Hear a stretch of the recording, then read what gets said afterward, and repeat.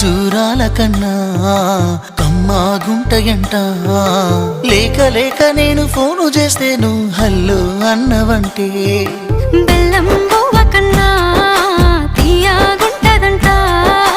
ఎన్నడూ నాడు ఫోను చేసే బాగున్నావన్నవంటే ఏడాది ఎండల్లో ఉంటేనై మోస్తున్న నా బతుకు కష్టాలని పిల్లని చెయ్యి పట్టాలని.